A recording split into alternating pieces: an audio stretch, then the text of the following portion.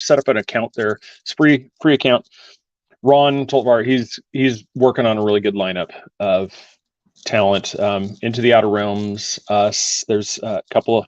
I don't have the list in front of me. I apologize, but he had several other shows. He also has music lineups where he plays some music, so it's just real easy to set in the background, just listen, and chat with people in the community. So go to Radio there at Mixler.com and set up an account. So tonight we are talking a subject. It's kind of an interesting one.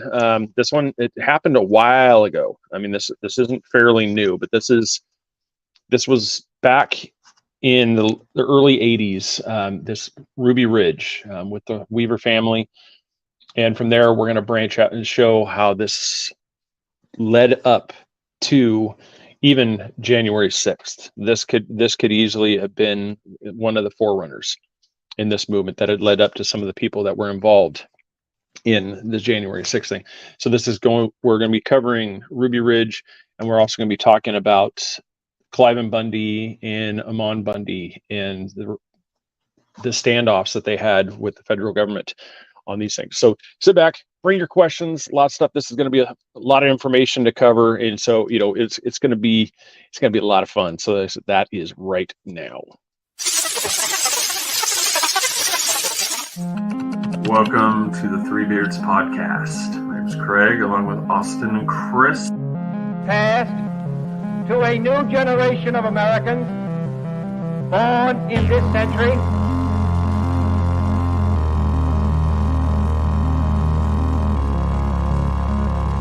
Let me out.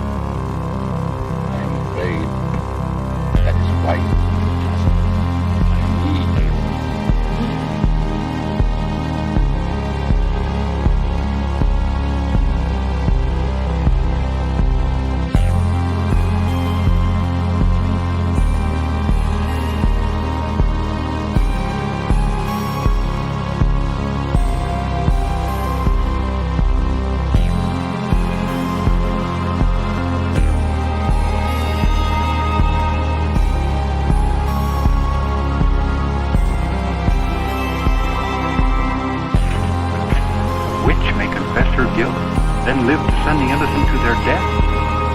Justice and honor in Massachusetts colony?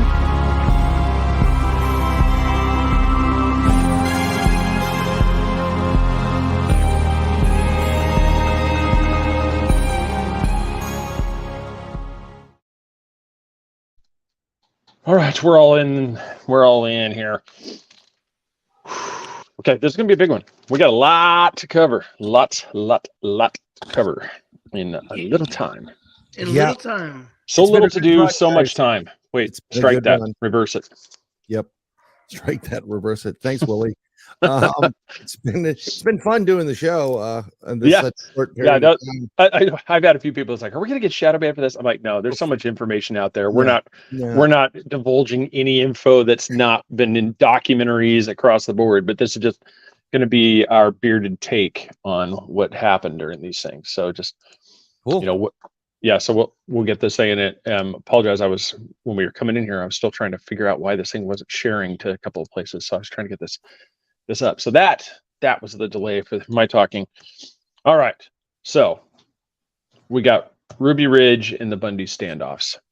So we'll just start from the beginning here, and you guys just jump in as you have stuff. August 9th. Oh yeah, go ahead. No. He's already wanted to jump in. All right. No, I'm not jumping. I'm not jumping in right now. I'm just got to pause my thing. I want to share it to everybody so more people. Okay. Continue on. Sorry. Yeah. So we've got August 1983. The Weaver family moves from Iowa to a 20-acre piece of property up in the northern panhandle of Idaho, and this is referred to as the Ruby Ridge area. And they had at the time their 3 children: Sarah, Samuel, and Rachel. And so about mid 1980s, a couple years later, they bring in a troubled teenager by the name of Kevin Harris. And so this guy becomes part of the family. He ends up, all intents and purposes. I didn't find anything whether or not they adopted him, like actually went through the paperwork or not, but I know he lived with them. So this this starts, the 1980s were quite something. We had the satanic panic. Everybody was worried about Satan was in the music, in media, and a real big movement of basically just military style militia, militant militias, and people are like, they're paramilitary, they're scary, and they're popping up all over the place. So this, as it normally does, it prompts federal inquiry. We must investigate this. So the alphabet soup sends out their normal infiltrators, and so they go out. Hello, Laura. Welcome to the show. Thanks everybody for sharing it as we get in here. Yes. So here we have now, these media outlets are starting to report on the rise of these right-wing extremist groups that all seem to have a common theme. They wanted to overthrow government. Government was a problem. Government must be stopped. And so, like I was just saying, this causes a pressure with the government, because they don't want, this. Little note, this is what kind of leads up to the Branch Davidian Waco, Texas incident as well during this time. So the FBI, ATF send their undercover agents, I don't know where I got that from, agents to infiltrate all these groups, just find out if any of these subversives, anybody that's a real problem. So this is when Agent Herb Byerly, aka Kenneth, Fatally, I think it's Fatally or Fatale. Are you starting with the Ruby or with Ruby Ridge? Yeah. You're pronouncing it wrong. It's Fatale. Yeah. Well, that's he comes in contact with Randy Weaver, October 24th, 1989 and so where did he come in contact with? Are you trying to ensure, you're not supposed to pour it on camera. That can get us popped. You gotta go to detail where he was, where they met Randy Weaver. Mm-hmm. Yeah, if you got that, go ahead and break into that, because I was going to touch on it a little bit, but at an Aryan Nation event, and which Randy and his wife and kids were at a few of them, and then Randy invites him back to the house. I'll continue after that. Yeah, and that's kind of what there's not really anything that shows that he's racist. No. That he's a white power thing. I mean, if you were at an Aryan Nation conference, I would eventually say you're racist. Except if you look at it, all the groups that are there are anti-government. That's why he's there. But that's the other part of that. But I mean, if you're Aryan Nation, if you hang out with somebody that doesn't like somebody, that doesn't by extension, make you the same thing. Guilty by association. We won't say any names, but if somebody goes to a biker club and they don't like another biker group that's of a different color, that doesn't make the person that visits there, by extension, a racist against those other people. It just means you have something in common. And that's the thing. It shows he had something in common. In his writings and all this stuff, it doesn't ever say, I hate black people, I hate Jews. He doesn't ever say these things. No, he doesn't say it. And also, you got to take in consideration his military position. You have a lot of these good old boys in the military and a lot of this stuff. And racism is everywhere. And it's not just people against whatever, white people, black people, brown people, yellow people. There's racism everywhere.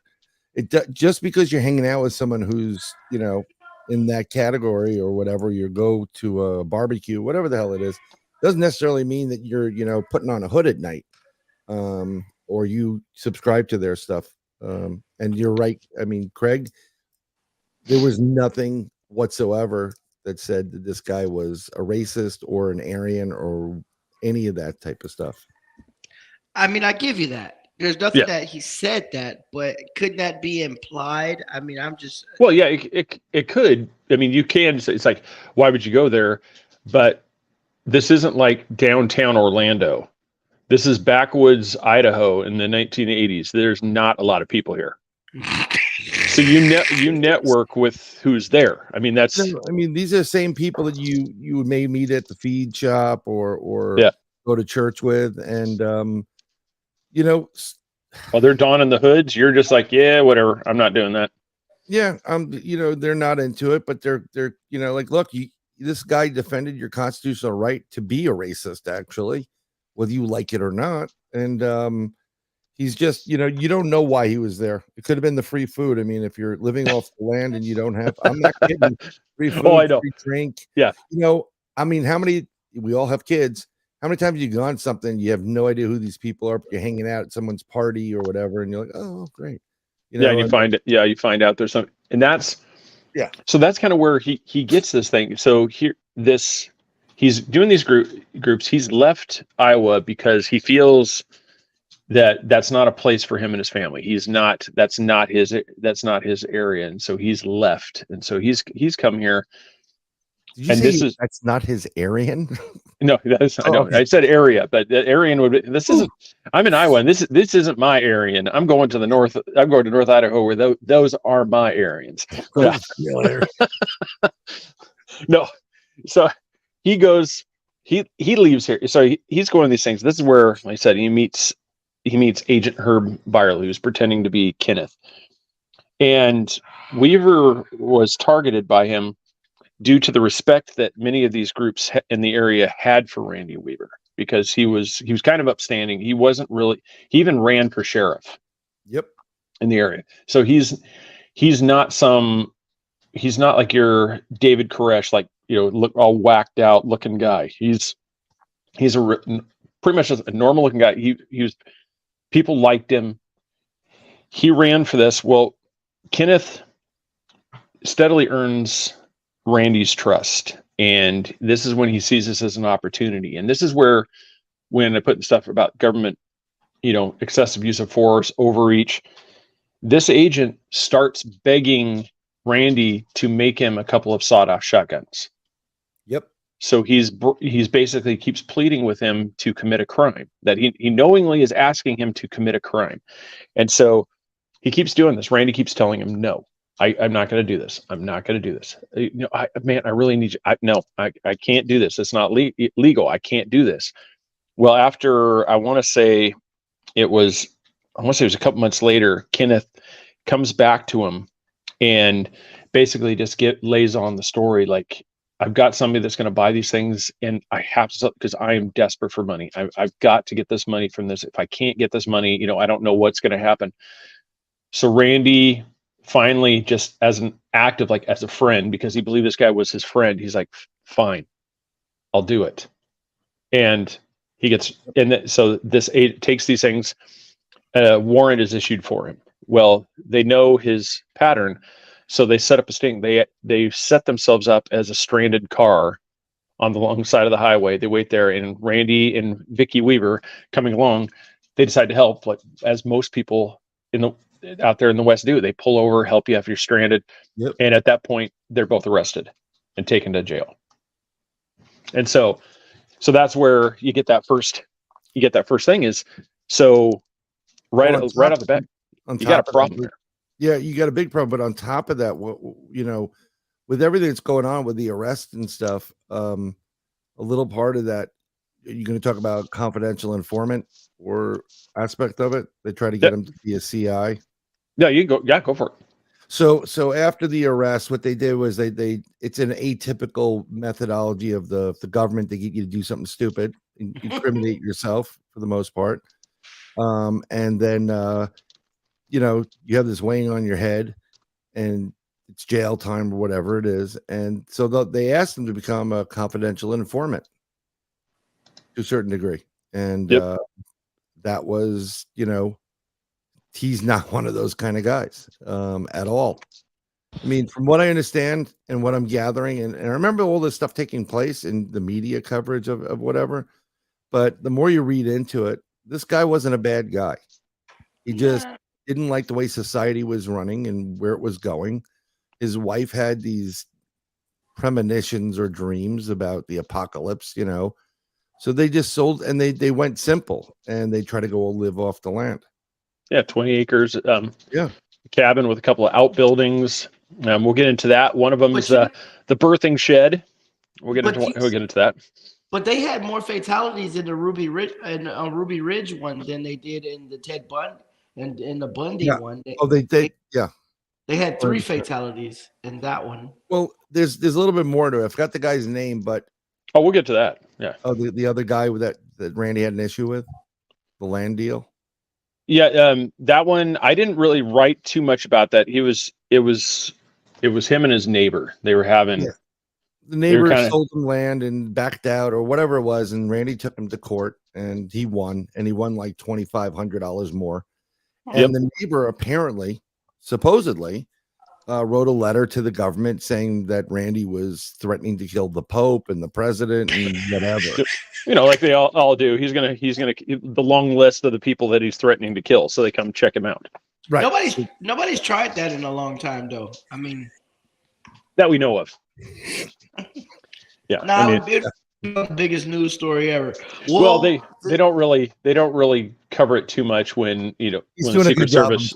Okay. Yeah, when the Secret Service shows up to out to one little area, they don't really cover the news too much unless it's actually something comes of that. But I'm sure they put one of those easy chairs up for the stairs in the White House. On the staircase, you get it. Yeah, I skipped over the part too. The 6 months went by after the sawed-off shotguns to the arrest. So that's how long this. So so even at that point, you're not really thinking that you've done. You've helped out a friend. You're not really thinking. So now they're forced to go before the judge. In the research, they called it a magistrate, but that doesn't. I don't know if there's any U.S. courts that are known as magistrates, unless it's a Louisiana, right? Louisiana. They use that now. When I got my divorce, they use a magistrate, which is like the under of a judge. I don't know if he's actually sitting on the panel yet, but he has judge's power. We'd have to look that up and find out what exactly. Because I just said it went before a magistrate, and so he was released on his own recognizance. And before the release, the magistrate informs Randy Weaver that if he is convicted, he will be forced to surrender his home, property, truck, in order to pay for this trial. So keep that in mind. You've just set up somebody, and now you've told them that, hey, if you do get convicted, you're going to lose everything. Everything's going to be taken from you. He's already doesn't like government, and so now you've told him everything's going to get taken away from you.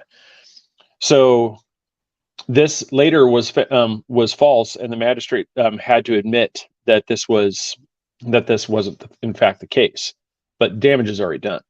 Yep. This is going to come into it.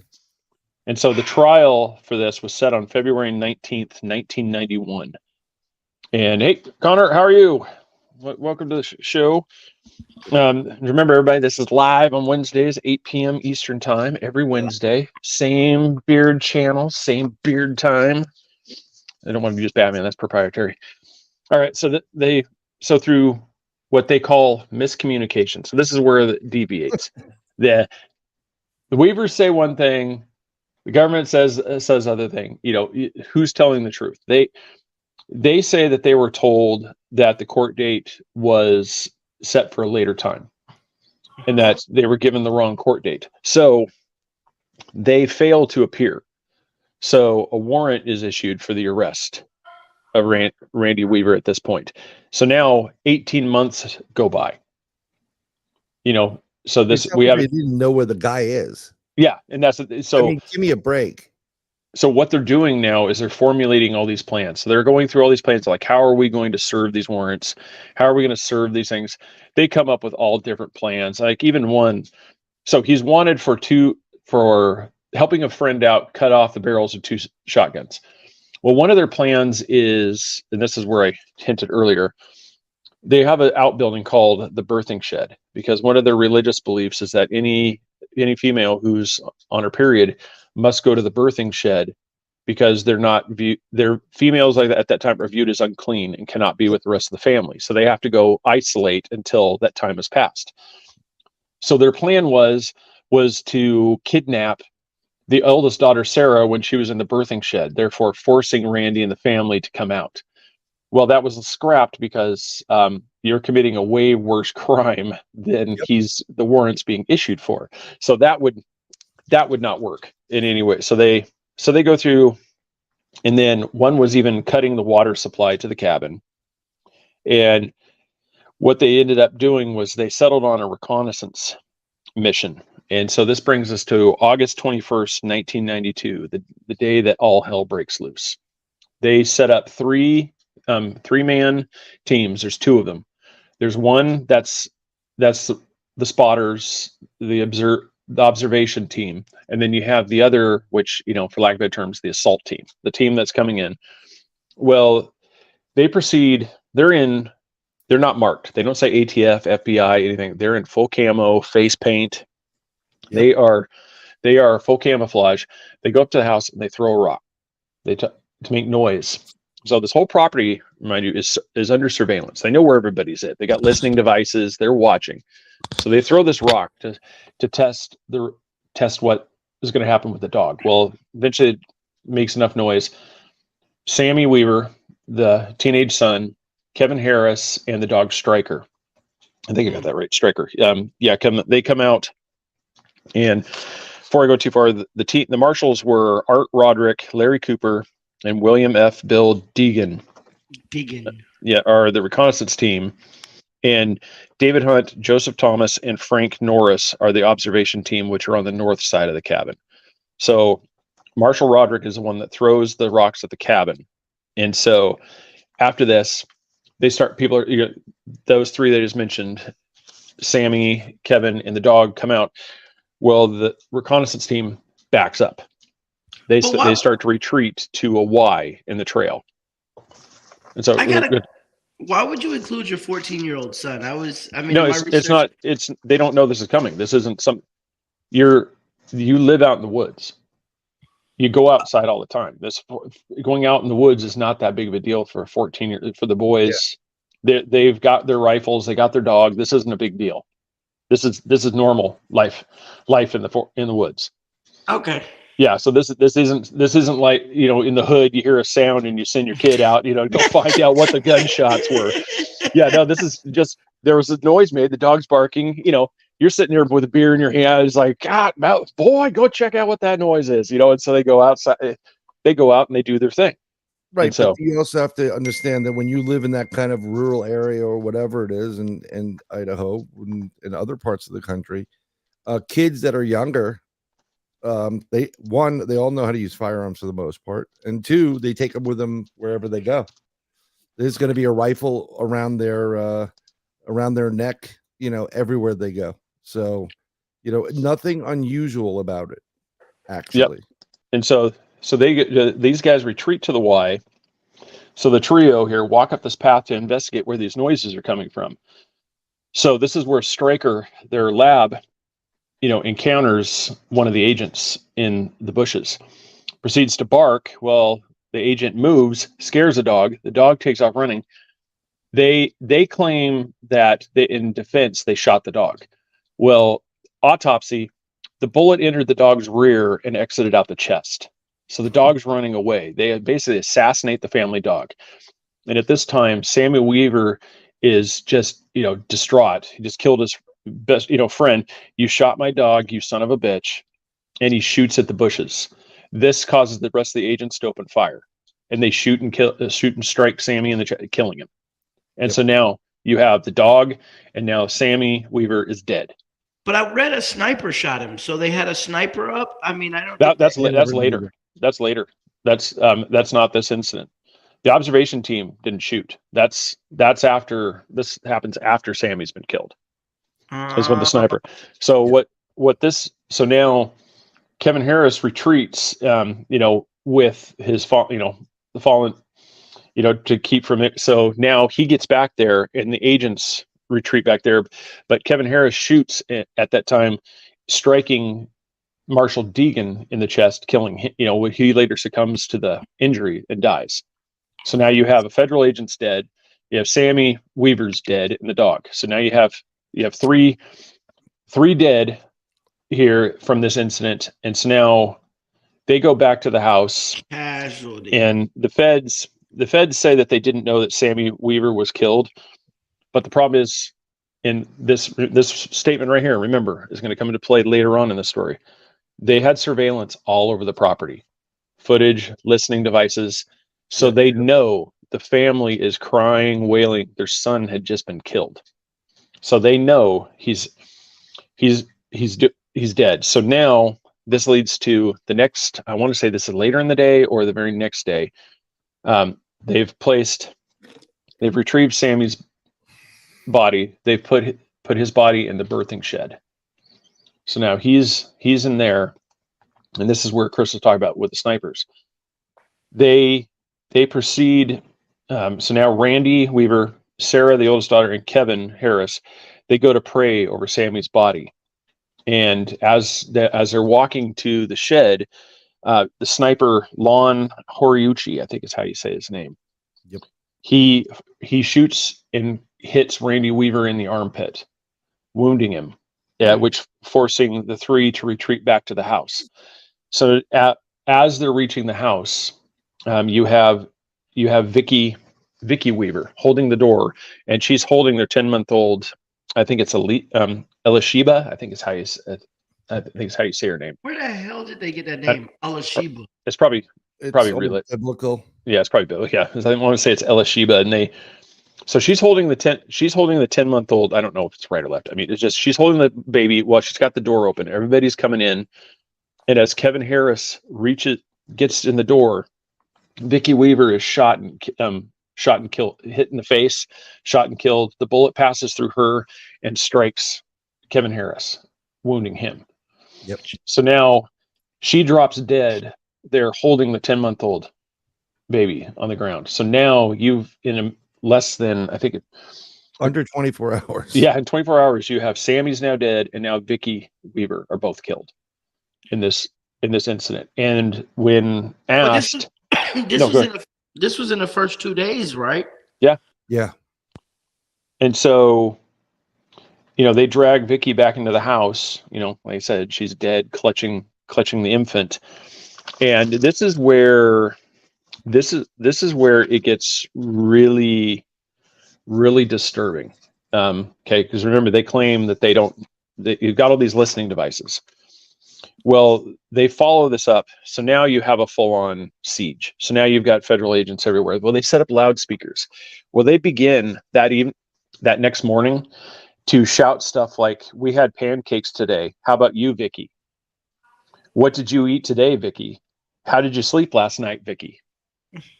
They know she's dead. They claim we didn't know this, but they do. So they're literally taunting this family, about the dead mom. Maybe they didn't. I mean, no, they have listening devices. No, they had aerial surveillance. They knew who was hit, and it was there live when they were doing it. There's no excuse. But they messed up. We're thinking about 1992 here, right? With the Janet Reno. Huh? Janet Reno. Yeah, they knew this. They had equipment to listen to this thing. You got to remember, they wiretapped the mob back in the 50s and 60s, and they had real time. But the cameras weren't that great. The surveillance. No, they had wire. That's what I said. They had listening devices everywhere. The news media even was. I mean, once this really started blowing up, the news media was there with their helicopters. There were people sneaking on the property. Look, it was a total mess. People knew exactly what was going on, and you know what? Instead of just owning up to the fact that the government agents and the local police effed up, and they could have just, it never had to happen this way. Never. No. And that's the disturbing thing. And then it was, so here Randy's wounded, Kevin's wounded. So 3 days later, his military buddy, friend, Bo Gritz, is the one who goes in and negotiates and gets Randy to give himself up, come out, therefore ending the siege. So in this time, so now like I said, you've got one dead federal agent, 2 family members, a dead dog, and two others that are wounded. So this is a family that is just absent, and just kind of everybody can look up the trial thing. We can go through this thing, but both Randy and Kevin Harris are acquitted. But he was fined $10,000, correct? Though he was fined $10,000. Yeah, for the I think it was for the weapons charge. Yeah, but Like fine, but yeah. So here you have, like I said, all this occurred over a federal agent set up somebody to commit a crime. tragedy. So you look at how many people are dead because an ATF agent decided, I want to try to get this guy to sell me an illegal weapon. None of this had to happen. I mean, if the federal government had not done this, these deaths would not have occurred. But I mean, That Marshall would still be alive. They're Yeah, still everybody doing. would be alive. They're still doing these things, but Oh, yeah. nobody's bold enough to do this. Like that's detective work as itself. Hey, look, man, I know you got automatic switches for your Glock. I know you got switches. Can you sell me one? So now they come, and then, I mean, it's not too far off from happening again, I don't think. Oh, it's No, happening. It's well, happening more than you know. Oh yeah, I mean, somebody just Especially under this administration. Sorry, Craig. no. I was saying somebody just posted. I got to check it out. They said it's going on right now. TikTok live. I want to say it's Indiana. It's a Ruby Ridge style thing that's going on right now. She commented on one of the posts here, so I got to check that out later and see what that's going. About. Take a look. Yeah, well, that's just it. So basically, those in the comments and stuff, comment like what your thoughts are on this, where you pro or because like I said, we're not claiming that Randy Weaver was the most upstanding man that's ever lived. He's a saint, but yeah, you can clearly see that this was an absolutely gross misuse of power by the federal government. The overreach. I mean, they do. Oh yeah. I mean, this is where you see like the Branch Davidians in Waco. You see where all those women and children are dead. Okay, great. You're going after the one guy. Pretty much, you can go in. You could go in and try to take him, but you didn't have to kill the entire, community around him. And so you see these things, and this kind of leads us up to it's right about the same time, because like I said, remember, this all took place right there in the late 80s, early 90s. Well, at the same time, over in Nevada, Cliven Bundy, he's rancher. In 1954, he's issued the grazing, have him and his family are issued the grazing rights on Bunkerville allotment. And so from 1954 until 1993, they have this permit to graze. So 1989, the federal government declares that the desert tortoise is now an endangered species. And so they set up a conservation plan along the thing in Clark County, Nevada, to meet the needs of the tortoise and the people that are using the land. So U.S. Fish and Wildlife Service approved a short-term plan that allows for 22,000 acres of this tortoise habitat to be developed in Vegas. So obviously they care about the tortoise because the casinos get their land. Everybody gets that thing. So that it's okay to build on the strip, do all this stuff. F the tortoise. It's like we got casinos to build. But they do something like that similar today. Mm-hmm. If you want to build a house on a property, they have to remove the gopher turtle. The gopher turtle is like a protected turtle, so they go in and relocate the gopher turtles. Oh, yeah, tortoise. Yeah. Yes. So they do this. You just cut the shell and you just put it in a stew, boil it and sell, and it's tastes like chicken. Yeah. Yeah. So south of Vegas, they also exchanged 400,000 acres for strict conservation of BLM land. And this includes the elimination of livestock grazing and strict limits on off-road vehicles and recreation in this habitat. Well, a year later, I would say that was 89. So no, a couple years later. So in 93, they now put into place a policy that's permanent, and it doubles the size of this. Well, this now encompasses the Bunkerville allotment where Cliven Bundy is. Well, most ranchers sell off their grazing privileges, but Cliven Bundy refuses to. And so this kind of sets the ball in motion. So now he refuses to sell. And some places say that this was another federal setup. Well, in the other ones, it says that he refused to renew his permit under the premise of that, this isn't right. This is my protest. I shouldn't have to give you guys any money at all. This is something. So he goes in this. So his permit at that time is revoked. It's not renewed. And so in 94, his grazing rights are revoked. And so from 1994 up until I want to say it's 2014. Something like that. I want to see if I can find that exact date. 2014. Yeah. So it's, so they do this, and he ends up, they end up with a plan. Like they assess. I'm trying. If you guys have anything to add here, I'm going to try to find this information because he's assessed like an ungodly fee that nobody. I don't know if it's been like charged. $200 or $2,000 per day per whatever it was. It was insane, the amount of money. But the Bureau of Land Management just wanted to go in and just either eliminate or shoot the cattle and get rid of them and whatever. And he protested, and this is basically where it all really boiled down to a fight. The guy had the permits. He had the permission. Yeah. He didn't have to pay for anything else. I mean, he had it. Yeah, and because it was canceled 94. Yeah, and they say that they made several attempts to renew it for him.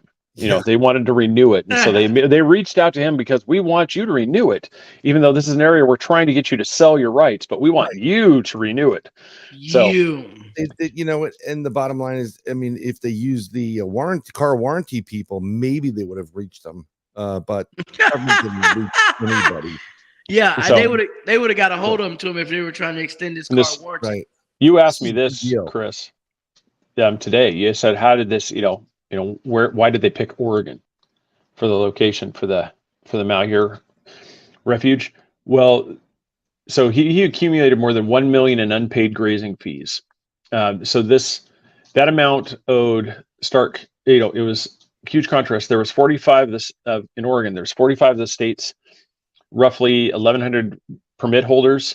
They collectively owed $18,000 in past due payments to the BLM, and only 2 ranchers had unpaid fees more than 60 days past due. And in total, the nationwide BLM, past due was only $237,000. Wow. And so that's where that number is. Like Oregon, there's a lot of past due, on grazing fees.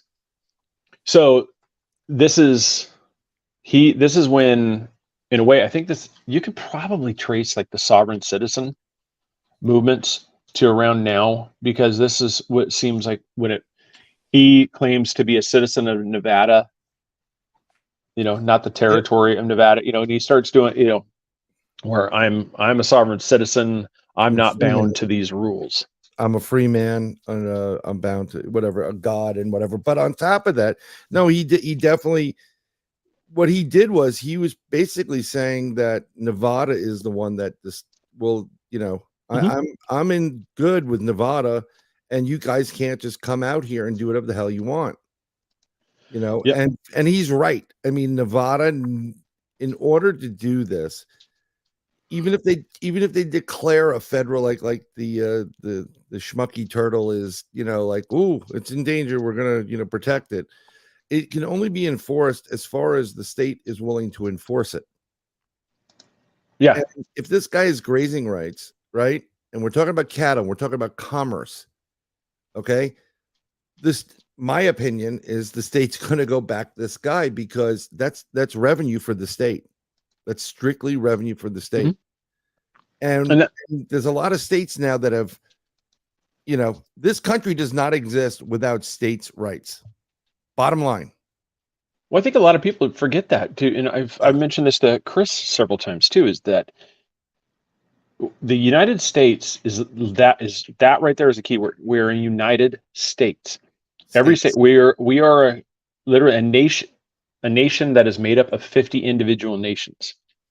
Each state is in de facto its own country, and that has banded together and agreed to come form a union, form a nation of common goal. Through these things. And that's how it's supposed to be. The territory of Oregon belongs to Oregon. The territory of Nevada belongs to Nevada. Yep. It doesn't belong to the federal government. The federal government is there to protect the whole, but it's not supposed to own any of this thing. It's not supposed to, that's not how it's supposed to be. Right. And any authority they have on a federal level is it's limited to the state agreeing to it or supporting it. The enumerated powers given to it. Right. And oh, he's back. You had the white face on, Chris. So this is what's been going on lately. There's a lot of talk about this now, and it's been being talked very, for a long time now, almost 10 years, about states' rights. Because when little history lesson, when we created the Republic of the United States of America, it's not a democracy, it's a republic. Mm-hmm. Very big difference. Okay. It is the only government that is governed by we the people, not anybody else. We the people determine what's right and wrong, and we the people at any point in time can say, no, we do not agree to this, and it's changed. This is where the problem is getting into, and this is why the federal government coming in and doing what they're doing is causing all these standoffs. Yep. Sorry. No, and Jared, I'd actually say to me, I believe it's actually the opposite way. The Fed is supposed to, the Fed is not supposed to be the arbiter of this thing. The state is right. The state is the control. The federal government's job is to literally protect the borders and ensure the business of the union as a whole. It's not supposed to run day-to-day things. We'll get a little sidetracked here, but that's when Woodrow Wilson, when he changed the amendment, and I always butcher the amendment, 17th and 19th. When he changed it to where senators became a national office and not a state office, that was a huge removal of the power of the states. Mm-hmm. And they just allowed it to happen because, little civics lesson here for everybody, for that doesn't know this. So if you have, right now, when you vote for your senator and your congressman, you're voting against yourself. Yeah. So if you live in some place, like say you're a Republican district in Illinois, or you're a Democrat district in let's say Florida, what you're doing is you have these people. You're voting for this congressman. You send a Democratic congressman. Well, you also have a Republican senator. They cancel each other out. Mm-hmm. And so that's not how this was supposed to have been. Congress, the representatives were to represent us, the people, in the union's hall, Congress. The senators were to represent the state's interests in the union, and that's it. And the governor should have more power than they do, because the governor was able to recall a senator. You're not doing your job. You're not promoting the oranges like we wanted to. Get your ass back to Florida. You're out. Right. And they put somebody else in that position and send them to DC as the representative for the state. But they don't anymore, though, right? Yeah, because of the amendment. Yeah. Well, they still can do it. Governors can recall it at will, but they don't do it because it's going to cause. There's always going to be somebody within the government that will threaten things for you, like federal funding, which everybody is now relying upon. We've really crossed a bad line, and actually Jaron was mentioning it, where people don't know their rights. They don't know the Constitution. They're dictated to by media in 5-second YouTube videos. People really should start reading the Constitution. Hey, Emily.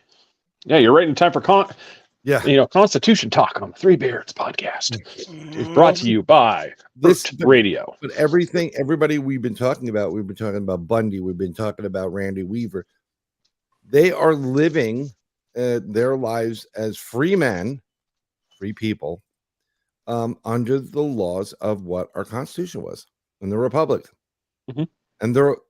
And they should have been allowed to do it. And then we're seeing about it, the government agencies that manipulate people into doing things or doing stupid stuff, and they cause these problems. Yeah. Yep. And then they solve them all after they take everybody to jail or kill the people who start to Well, that's go ahead. No, I was going to say that's one of the things. It's like through these things, that's how we end up with that April 10th, confrontation, over there. What it was, I think it's referred to the Battle of Bunkerville. It's what they, even though it wasn't a battle, it literally, what happened is BLM was rounding up Cliven Bundy's cattle. They were going to take them. Well, then a standoff came. Fellow citizens came. When you keep saying BLM, this is the BLM that's done all this other stuff. Bureau of Land Management. Bureau of Land Management. Like I said, this is part of the U.S. Interior. By anybody, not BLM, not Black Lives Matter. Okay, when I read it, I'm thinking, okay, why the hell BLM is rounding up his cattle? I mean, Craig said it again, and I'm like, that's the problem when they incorporate things, without coming up with their stuff. Their own acronyms. Yeah. So the Bureau of Land Management will do that. So now they're trying to round these up. Well, citizens band with, Cliven and the rest of the Bundys this becomes a de facto, constitutional standoff. You don't have the rights so everybody, and whether it was, because don't forget, it wasn't very long ago that Waco, Texas, with the Branch Davidians happened. So this is still fresh in a lot of people's minds. So this isn't something that's gone away. And so at the time, the feds don't want another incident where somebody ends up being killed, because then this could erupt into a full-fledged, civil disobedience, civil war, in an area. And that's what they don't want. And so they don't want a Waco, they don't want a Ruby Ridge. Because a lot of the heat was put on the feds at this point. Every one of these, the feds really got, there was a lot of heat put on them, and people were coming out and speaking against them because they didn't do the right thing. So they were trying to do this one. Bundy was they were trying to do it better than they've done it before, but they still messed it up, in my opinion. That's, yeah, it's so there's, so this, I think this is where, you have a lot of those like patriot parties, and you have these ones that kind of pop up, and we're done. Yeah, I'm like, BLM, LOL. Yeah, not Black Lives Matter. Yeah, there was no. Everybody had rifles pointed at each other, feds and supporters alike. Yeah, this Caroline had a good thing. In the words of Led Zeppelin, sometimes words always have two meanings. Mm-hmm. Yes. Yep. Well, yeah, but yeah, and see, Larry, that is correct. Yeah, very much so. That was a huge, that was a huge impact on the Republic. Yeah, and so, yeah, that leads. So, just because of time, we don't want to get too bogged down in all the little, most people, because this is fairly recent.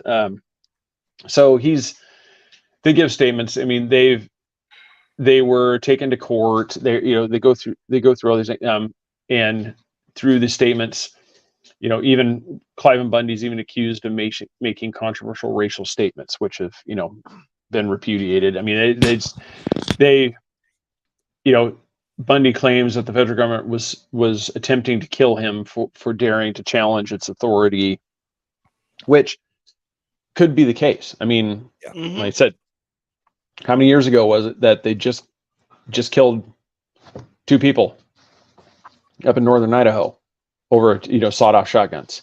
So this, and that's where whenever we do these shows and you have people that say there's no way the federal government would do this, it's like, you've got to start reading your history.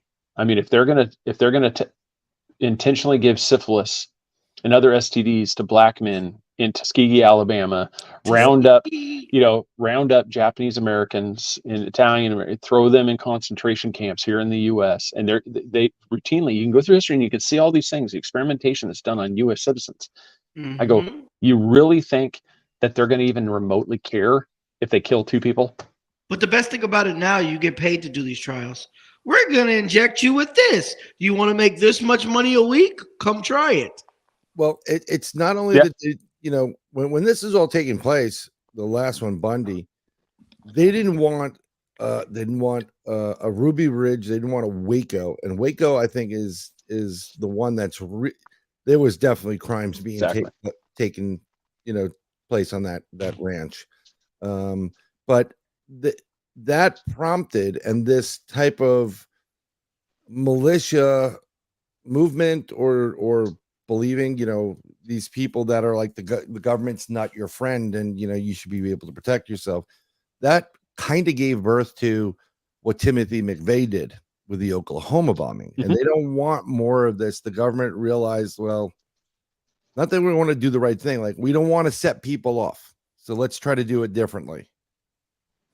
Yeah, it's funny you said like the Timothy McVeigh. I had my own slight moment of that. I'm surprised if I'm not on every watch list available. I've told this story before. I'm helping my dad resod his lawn. And so we're trying to figure out how to move equipment. So I check out rental vans. So I'm looking at Ryder trucks and things. And so then we're like, well, we want to set this grass. So what do we need? So I start looking at fertilizers. So we've already got trucks. We've already got fertilizers.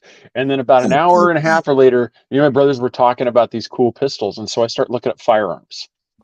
So now we've got trucks, fertilizer, and firearms. I've got the trifecta. You have the beard. Yeah, so my wife's always like, "You're on every watch." I'm like, "Oh, I have no doubt." I'm like, ATF's like, what? ATF's like, ooh, fireworks, fertilizer, ooh, guns, U-Haul. Shit, we gonna watch this motherfucker. Yeah, we need to. Yeah, we need to do one on Operation Northwoods too. Some of these ones. Yeah, these. So, that's the type of thing. It's just like you said. This stuff's here. They don't want this again because, we can talk about like the KKK Aryan Nation groups up in the northern woods. You can keep an eye on those. You can't keep an eye on the Timothy McVeigh because that's one or two people. Those people can independently, each one can grab an individual thing. Like one person can grab the truck, another one can grab the fertilizer, and they can meet in another location. You can't figure this out. I mean, two landscapers can meet together and they can cause some serious chaos. That's why I don't agree with the that bill they're trying to pass, that law they were trying to pass, where if I buy over 150 rounds of ammo, someone gets alerted. Dude, that's a good day at the range for me. 150 rounds at the range. That's a good day at the range. It's at one time. I think it's at one time. No, I'm serious. I'll buy 150 rounds at one time. No. So I'm not even talking about that. I'm talking about if you purchase more than 150 rounds at that one time. That's what I'm saying. I'll go to the range and buy 200 rounds and put 200 rounds down range in one day. So every time I go to the range and buy 200, they're gonna I know. Then recently I'm on a watch list because I bought different calibers too. Yeah, and all over 100. But the what I think happened here in all this, and what the government learned, is not to use to use third parties to do your bidding for you. With the CIs involved with them. That's confidential informants. And now that's what they've been doing. And they co-opt every group they can, and they jazz them up. And there's always one group, like the Tea Party, okay? Taxed enough already. Great movement, great time. It was taken over by one end of it, a religious right. And then they co-opted it, and they went in there and they started preaching. It ruined the movement. The BLM that Chris has been talking about started out as a great movement, Black Lives Matter, and rightfully so. And I come from a law enforcement family, but there are select people that got in there that are on a militant end of X or whatever, and then the government weaves into it, and they F it up for everybody. So hilarious story. I mean, we're kind of off track tonight with, but my next door neighbor, one of my neighbors around the corner, white, flies a BLM flag when it was all going on. But you know what? He wouldn't even speak to me. I'm like, hey, That motherfucker kept walking. That's because you're black. So are you the agitator? Like you're flying a BLM flag. I mean, it was all over his truck and everything. So I see him walking the dog, and I'm like, not black enough, son. Yeah, I guess Yeah. not. Yeah, seriously. There's too much white in that man. He can't be part of this movement. You need some soul glow. Soul glow. That's great stuff. Oh my God. But yeah, so chocolate. Maybe if you played sexual chocolate while driving down the street. Sexual chocolate. But so the Ruby Ridge, though, not the Ruby Ridge, but the Bundy thing, it didn't really, if anybody want to go watch the documentary later, it didn't seem like he really had too much of a plan. There was no plan there. It was just, I don't know, we're going to go day to day. We'll figure it out tomorrow what we're going to do. I mean, I don't know if Craig can piggyback on this, but this is where, Harney County, Oregon, there's a couple of ranchers that were convicted of arson for setting fires on federal land. They weren't going and burning just to burn it. They were actually taking care of the land, burn slash piles and stuff like this, but it was on federal land. So they were convicted of this. So this is where from people that aren't from the West and stuff, things are done differently. You don't, when like the feds are saying you can't do this, like where I grew up and everything, we had forest fires all the time. Well, a lot of it was due to mismanagement. Yep. We can get into why the problems were there with the trees. It's because they turned it into a cash crop and they didn't diversify the stands. We can get into blah, blah, blah, but anyway, so what happens is bug kills, diseases come in, wipe out whole stands. Well, federal government doesn't let you log it. So you've got all these dead things just laying there. Well, it burns down. Well, if you go in and start cutting these trees to try to protect something, you can be convicted and fined for doing stuff on federal property. Mm-hmm. And that's what happens in these situations. And so this is where the Bundys, these other ranchers, they come in, and this is where it's setting up these standoffs with the feds, because they're like, I'm doing this to protect, not only for the health of the land, but to protect my investment in my cattle, in my property, my fence lines. I don't have to replace my fences. They do all this stuff. Well, you're in stark violation of the protected, because some desert spotted, tree mouse is protected in the area, and you can't do anything because burning that would potentially disrupt that habitat. You're damned if you do, you're damned if you don't. And if you don't pay the fees, which is more important than anything else, then you're really screwed. And the federal government won't go in. And this is why all these there's some other funky stuff with the fires that happened in California about a year ago. And we're not going to get into that, but there's something weird about that. But if you don't manage the forest properly, you're going to have these fires. All this money that goes into the federal government that's supposed to go into these programs, they're not getting paid to do it.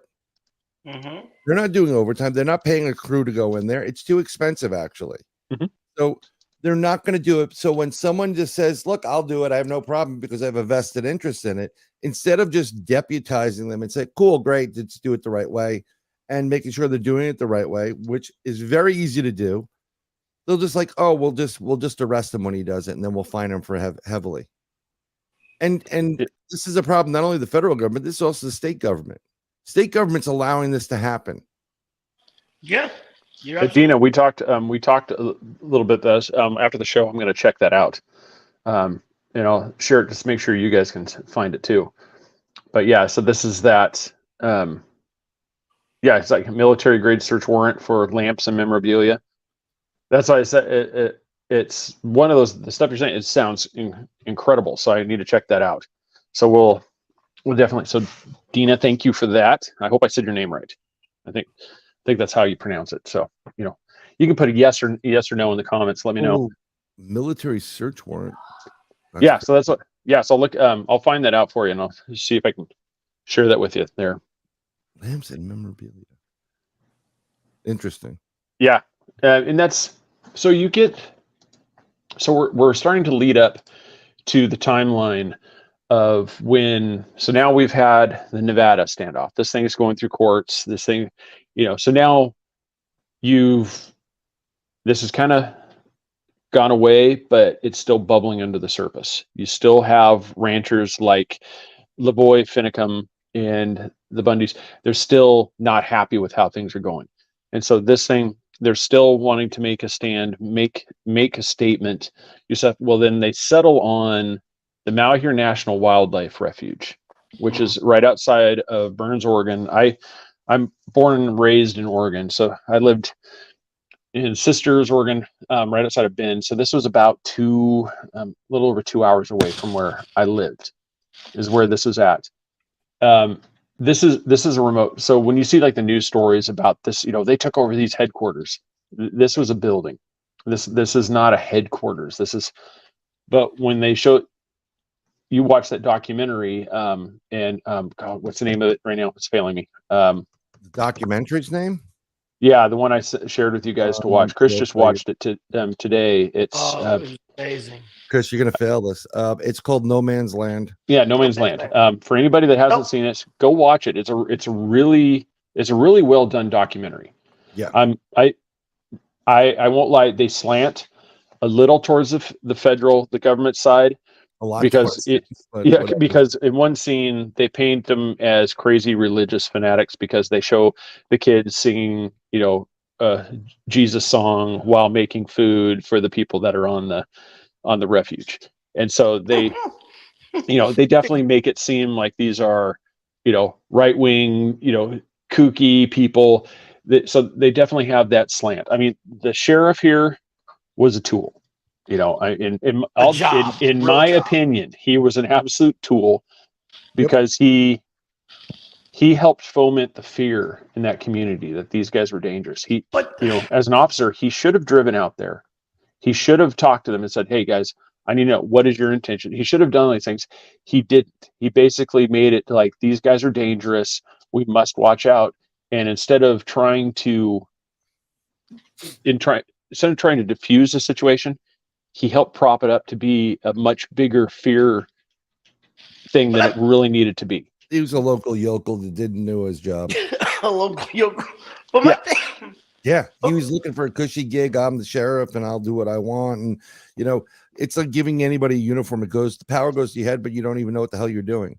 And you're right. If he drove out there and said, "Listen, this is what's taking place right now, and it could blow up. Let's not do that. Let's see if we can come to terms and see what's going on." A lot of this would have been, settled, for the most part. But you got to also understand something, Craig. Yeah, that was correct. I got her name right.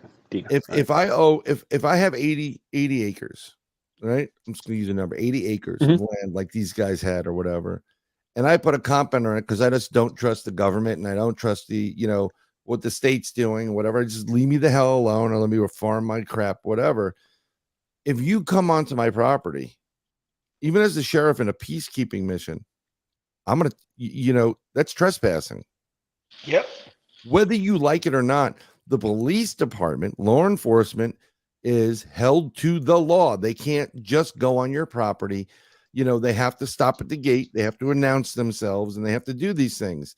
So, it's very odd. These people are very, very nervous about what the government's going to do. And with all these examples, Waco, Ruby Ridge, Bundy, and the list goes on, including up to January 6th, people do not trust this government. And anybody that comes in representing themselves, not trustworthy. Well, that's where we get to, so we'll kind of skip over it a little bit, just to fact. So this is a standoff. It was 41 days. They basically, one of the things that they say was one of the egregious acts of these people was they cut down a fence that they claim, just like, this doesn't belong here. They cut that down. So they cut the thing, but they didn't other than cutting down a fence, they didn't destroy anything. They didn't tear up ground. They didn't they actually cared for it. What, the 5 times of the house? No, I was telling them we need to clap. Oh yeah. They tore the fence down. Sorry, I'm a little slow tonight. Yeah. There we go. So Feds are listening. So great job, guys. So here's the thing. So now that they're doing this, like when they go, they're showing, when you watch this No Man's Land, they even show some of the video from the people in there, and they're showing these things like, these are your federal tax dollars. This is, I want you to picture, it was like, wherever you are, I want you to picture an area that is out in the middle of nowhere.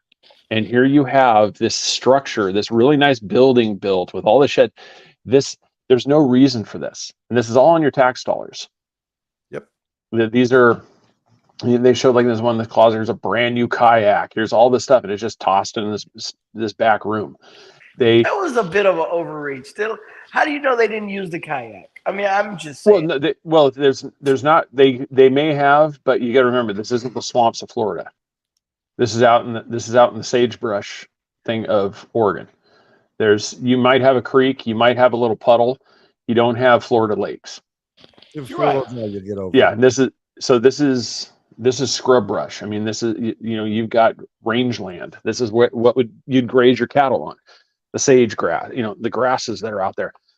So this is just basically they're showcasing the wanton waste of taxpayer money, and then they're juxtapositioning that with the fact that you're charging us range fees to graze the cattle. Well, you're using that money for what? This shouldn't be even here. And that's why they made the claim several times, like in that documentary too. And when you watch the videos, this belongs to the people of Oregon, not to the federal government. This needs to be returned to Harney County.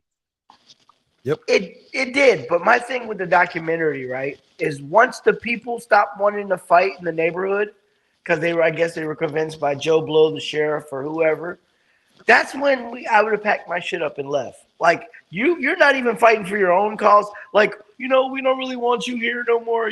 Guys should go home. We can get this. All right, you ain't gotta tell me twice. Let's go. But what you don't understand and no one goes into is people won't talk. You don't know everybody that's involved in this standoff that is helping support the family because it's right. You don't know who's contacted people in that family and threatened them with something.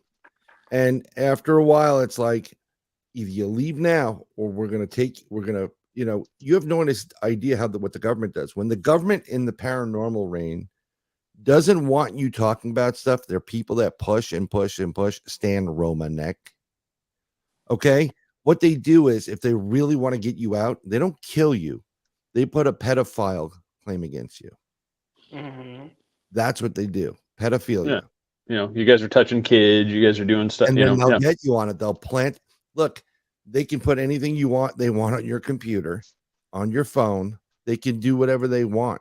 The internet is that, everybody's like, oh, you can't get anything off the internet. The government can get everything they want off the internet. Wasn't that the X-Files, the Dr. Kurzweil? Wasn't that when they said they're searching your apartment right now? They said they found, he goes, let me get, what was it? Kitty porn again? Yeah. And that's they put that on the thing. It's just, yeah, I mean, I agree.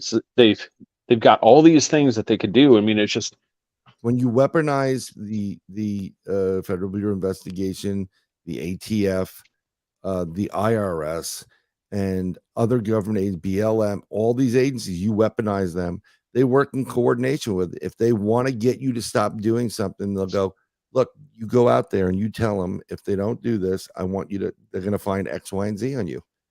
And people will go because they don't have the strength to fight the bigger problem. All these different things have bred if you want to call it the militia movement, some of which is very, very, there's white power movements, there's black power movements. And these are the same people that in Michigan during the lockdown tried to kidnap Bruce Jenner as the governor. Sorry, she looks like Bruce Jenner. I got to be honest. Yeah, she looks like Caitlyn Jenner. He really does. So, but this is what has bred this. People don't trust the government. And if you've seen what has taken place when a former president is raided, and they know that it was legal for him to do what he did and have whatever documents he had, we have really big problems here. Mm-hmm. This is dangerous. Oh yeah. Yeah. Yeah. I mean, so we get, and I've got this thing set up here too, for when we're getting close to, and Chris kind of hinted at it a while back in the show. This is one of the things where it really started to fall apart, is because yes, they had an idea that they wanted to make a stand, make a point, but they didn't have a then what plan. They never had the what's the next step? What's the next thing we do? How do we demand change? They never went. It's like it was almost like an emotional reaction instead of an actual well thought out plan. They did it, and now it's almost like they're trying to make it up as they went along. Yeah. And eventually they started realizing that it's getting more and more serious to where this could end up being like Ruby Ridge, Waco, Texas, where the feds are finally going to say, you know what, enough, breach. And then they knew some other party would fire back. They knew some, they would end up being a firefight. And most likely some, if not a lot of them, would be shot and killed in this standoff. And so this is when, because during this time to the lead up right about the end, you could see Amon and God, I can't think of his name right now. He was basically their public camera barking dog. He was a guy with the black cowboy hat. That he was the spokesperson. He basically was just like, he was like the early Alex Jones. He was going around just throwing the claims out there. They're trying to, just being real confrontational. I can't think of his name right now. So they go through here, and so now they decide, well, we have to kind of make so they decide at one point they're going to travel to John Day now to meet with the sheriff and trying to find an end to this. Mistake. So he went to John Day. I was telling Craig today, I'm like, my question for the show is, they were headed to John Day. They're headed to John Day, right? So all that wolf tickets you sold up until you decided to go meet with the sheriff, don't choke, right? So you sold a lot of wolf tickets. You sold all the wolf tickets you could sell. So you go and you have a heavily armed militant militia at the place where, at the reserve. You don't take no guns, no heavy artillery with you. I would have literally been lighting up state troopers as I'm riding. Oh, y'all want to shoot at me? We can shoot back. Yeah, he's on the list now too. He is on the list right now. Yeah, so that's the thing. They had weapons with them. They just didn't go fully armed. Lavoie, he had his pistol. They had because the plan was to go meet with the sheriff up in John Day because they did not feel that they were going to get anywhere near a fair. I don't want to say if it was like a hearing or anything there in the Burns Harney County area. They basically found somewhere where they thought it was going to be kind of like a neutral site. Like they could go there, they could get a fair hearing. So they were on their way up there. Well, so they're going north on US 395. They're heading up. It's snowy. They know that they're leaving. So the FBI that's already on scene and state troopers set up a roadblock. And so the convoy, I want to say there's 3 or 4 vehicles come up, they stop. What do we do? And it's like, we got to make a run for it. So Lavoie's vehicle takes off. Well, they come up to where there's a block. So he tries to go around. So they crash into the snowbank, and now they're stuck. And so now everybody's surrounding, they're shouting, exit. And let me see the hands. And so eventually Lavoie exits, because if you watch that No Man's Land thing, they show the camera footage from inside the truck as they're talking about it.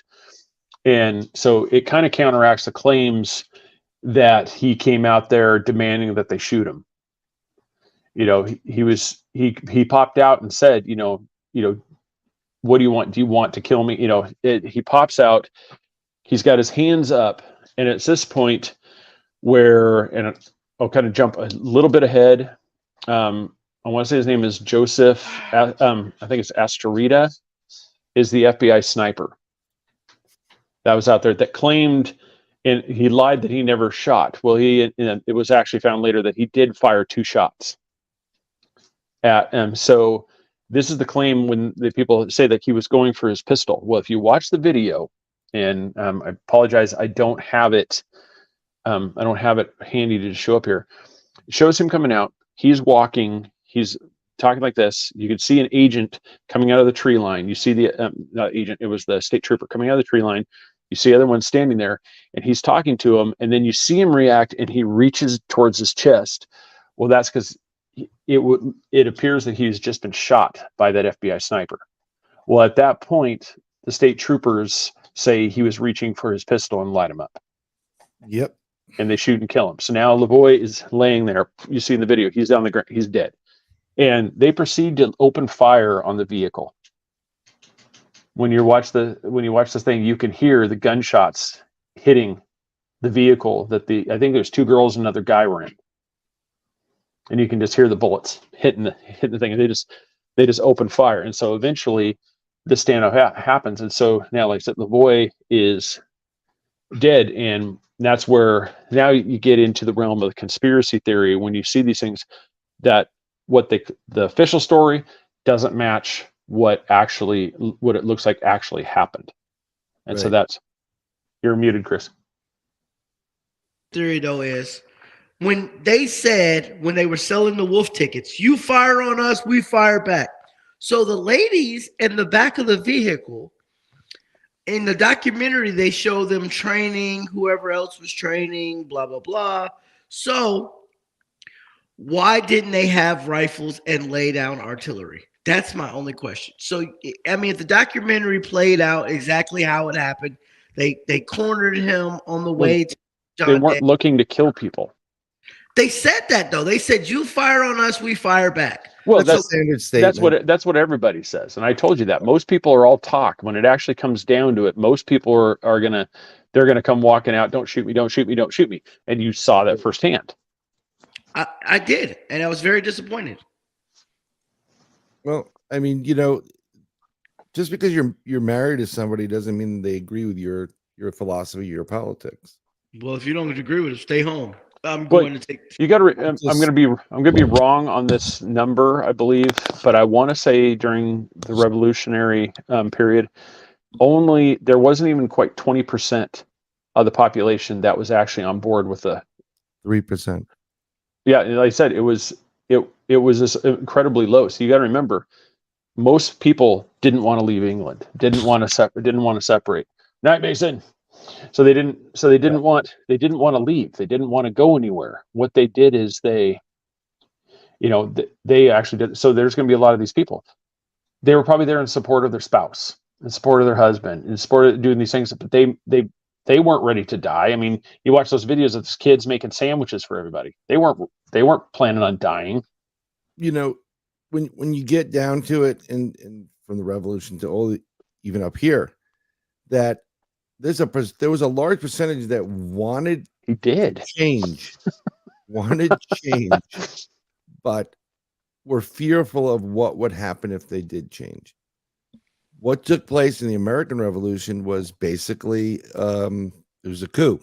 Well, not really a coup. It was, and you would have been considered a terrorist and a traitor under these laws. You would have been in jail or waterboarded or whatever.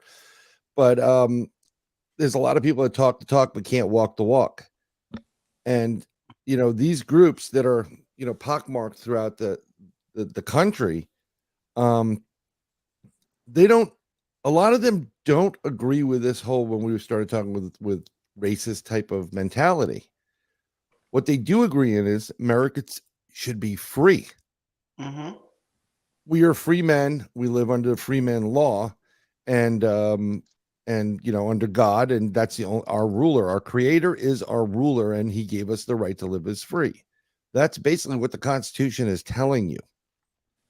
And when people start violating that, that's when there's a problem. But I think each one of these is always in the back of the minds of most of these people now, especially the ones that start protesting and doing things. And I don't want to get too far ahead onto January 6th, but there's a lot of people that know what the government will do to you if you get yourself into that zone, and are hesitant to move forward because they've got kids, they've got families, they got mortgages, they got credit cards. They're going to go to their son's track meet. There's a lot going on here. All people want to do is live free. Leave me alone. Yeah. And here comes this is where we have to really tread, because we're in the thing of where they're actively, banning people for this crap. So, and that's where this wasn't that long ago. For people that, aren't familiar. I mean, we're talking 2016. Yep. 2017. These guys are acquitted, by the way, of charges. There's a couple of them that are still facing, some potential ones like the No Man's Land will definitely, show. And I said I highly recommend it. It's an hour and 27 minutes, I think, and I said it flies by because it's really well constructed and filmed. But what this does is this sets up the case for where this movement's never gone away through these things. There's these people they absolutely do not trust that the government has their best intentions and things. They want these things. And now everybody's looking for, we've done shows on cults, we've done so. Everybody wants a leader. Everybody wants somebody that's going to project, power. A lot of these people flocked to a figure like Donald Trump because he promised to punch. They wanted payback. And so he says, he promised, I will punch them. I will punish them. I will go after these guys. And a lot of these people that felt wronged, they were all in on this guy. And Brian, just feel free to jump in. I mean, I won't lose my train of thought. I mean, the selling point for, Trump was known globally. He is a larger than life figure. I mean, when I was in business, I did deals for his company and against his company. I'm going to tell you straight up that if you were an accountant for him or a lawyer or whatever, he was a piece of crap. He didn't pay a lot of people. He screwed a lot of people over. Okay. Not a good guy in business. However, the man that was running in office was really a totally different person on a lot of aspects than the guy in business. Okay. And I'm not saying he's a great businessman. He's not. We repossessed his cruise ships. What Trump did is tell you the truth. Whether you like it or not, he's telling you the truth. And he had a game plan because it's what needed to be done. Let's make America great again. Okay. And if America's great again and everybody in America is great again, no matter your race, creed, color, your species, whatever, it's a win for everybody, especially the Trump family who's in the leisure business. Okay. Hotels, gaming, casinos. When you have extra money, you go where? Vacation. You gamble. Okay. Win-win for him. But if it makes America strong again, then we become the America that he grew up on. And I kind of grew up a little bit on some of that, like where people were proud to see the American flag. And, you have rights here. The government shouldn't be telling you what to do, shouldn't be taxing you up to what. And that's what he was speaking the truth. But the problem with him is there are people that called him a racist. No way. One of his best friends was Don King. He's not. He has his daughter is married to an Orthodox Jew. Don't tell me this guy's a racist. I've never in my life, I'm born and raised in New York. Guy's not a racist whatsoever. Okay. And he's not a white supremacist. When you run for office, no matter who you are, you're going to get people that endorse you that you really don't want endorsing you, like the leader of the Klan or the leader of whatever movement, some other movement or whatever it is. So, but people liked what he was selling and what he did economically. And, he really did a great job underneath. Just look up what his achievements are, whether you like him or not for tweeting. And people were 100% behind him. But continue on with the punching thing. Like I'm gonna. Yeah, no, that was the thing. Is a lot of people through the 90s, the 2000s, to I mean, you had the Clinton years, you had Bush Senior, Clinton years, Bush Jr., Obama years. You had a lot of people that were they felt that nobody cared about them. They were being beat down. So there's just this, both sides were, especially Clinton Gore, at the end of that one with the Bush, when you had Gore Bush, that thing, that was one of the big divides when it started. But you had these groups that just it was like everybody was wanting to fight. So people just got done being called teabaggers and all this, and they were mad. They were mad, because they weren't being heard. And so now you have a guy that says, "You elect me, I'm going to punch him. I'm going to punch him." And so now you have this group that this is our guy. He's fighting for me. And then they felt he was, whether we want to get this was the most fair and safe election that was ever held in the history of the United States. You can have that debate in the comment section. We just can't have it live on air. Yeah. So you can have that debate. Well, they felt that their man, the guy that was punching for him, was not given a fair shake, and that he was screwed, and there were some that wanted to rush to his rescue. There were some that wanted to go stand up to this thing. And so they held a rally. Most of the people that were there's no intention of damaging anything, breaking anything, harming anybody. But you had, in anything, you have the people that want to cause chaos. The South Carolina thing with the people that drove through there. Most of the people that were there, they had no intention. Yeah, they had no intention of hurting anybody. But there were some that were there, they wanted chaos. They wanted blood in the streets. And the problem is everybody gets lumped together with those people. And that's the problem. Is because not everybody there was, like I said, was looking to hurt other people. They were just looking to voice their opinion. And that's where January 6th, a lot of people wanted to voice their opinion. But and that's where, you get into things, Facebook, YouTube, like if we were on Rumble, we could just talk freely. Well, they don't let us get into a lot of the details. I'm gonna stress that I watched that day. I worked from home, and I watched it because I wanted to see what was going on, because it was very tense there. And I used to work in data a lot of times, and a lot of that stuff you would do queries on and pull information. And I went to bed the night of that election at 2:40 in the morning, knowing that 45 was going for second term. There's no way. And then from 3 o'clock or whatever, everything stopped for a couple hours. Never heard of that before. And then you had a huge gap.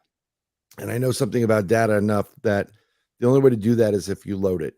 You do it purposely. It's not a random thing. It's not anything other than intentionally done. That's what I'm going to state on one thing. Okay. So people were pissed off of that, and people knew it. And on top of that, a lot of people that supported him were told, do not go to Washington, D.C. Do not go to that. It's a setup. Don't go to it. I'm just telling you straight up. Mm-hmm. But I watched what was going on. I literally watched on TV. I wish I would have hit the DVR or I recorded it. I watched police officers let people through gates. I watched people go, didn't break into the Capitol. There was other people, and I'm like, and they didn't look like your atypical supporter of this man. And they were doing things and saying things that were not characteristic. People were being interviewed here and there because it was all live. So they were switching from one guy to the next to this guy and whatever. My personal opinion is this was a setup to make it look exactly how it looked, because they know how important and powerful the person that was not, he never conceded the election, mind you. And they know, and they're still afraid of him because they know what he can do, because he's not going to take your crap. And I think it was a total setup. And some people that were there that were supporters of him, they joined along. Yeah, what do we got to lose type of thing. Mm-hmm. Right? Yeah, because you can see the video is clearly there. You see there's always in any group, it doesn't matter if, and we're going to talk about the modern use of the term BLM. Not everybody that was involved in that thing, but you can see there was clearly people there that were there for one reason and one reason only. It was not justice. The Bureau of Land Management? No, the new one. Black Lives Matter. Yeah. Odin Lives Matter. Yeah, you could see that their sole purpose for being there is because it was a free pass to cause chaos, burn things, smash things. And you can see that in January 6th. there were people where it was a free pass to cause chaos. Remember I told you a certain person, I'm not going to say on air, but remember I told you a certain person was downtown Orlando kind of working these things, and he said there was a white kid with a backpack with bricks in it. Mhm. And he was like, hey, they kind of took the backpack, detained him for a minute, and kind of let him go on his way. No. But why are you with bricks, just handing out bricks? Why were bricks being delivered to Washington, D.C. that day? On pallets. Yeah, on pallets. They had to pave the streets. They had to pave the streets. Look, I don't want to get, because we don't want to get ourselves in a lot of trouble, but Yeah, I'm telling you what took place there on in all those situations was, first of all, people were hired on different Craigslists. It's been proven. There are individuals that are paying for it, and his name sounds like George, and it sounds like Oros at the end of it. There's a lot of stuff here where this was a setup to create all this craziness and to incite people in all these groups, be it BLM or some of the other groups. Some of these groups that were there were anarchists to begin with. The ones that took over Seattle, I forgot what's the name of that, or whatever. Those people are going to cause shit anyhow. Sorry for cursing, but yeah. Yeah, what was that? The Chaz district or something like that? I mean, district of Chaz, So yeah, but it's you can see these things. I mean, it's just what some people they were there for legitimate grievances, but there's other people that sought opportunity to just, they want to, the one I still laugh. I love the nickname Buffalo Chip. The guy with the buffalo hat, showing up with the flag, standing the podium. He was, there's nobody that's taking his position seriously. It's like the Tea Party rallies, the people walking around dressed up as the Statue of Liberty and stuff. Those are the ones that they always took the camera because they wanted to catch the people that looked kooky, that looked, And so here's this guy dressed like a frontiersman with a buffalo hat, holding the flag, standing here.